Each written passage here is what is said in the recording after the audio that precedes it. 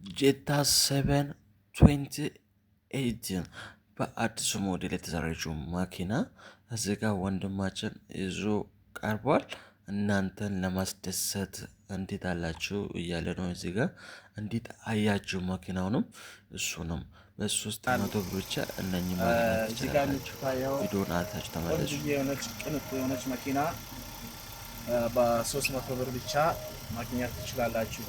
መኪና ብቻ አይደለም፣ አንድ እጣ 3 ነገሮችን የሚያካትት ነው።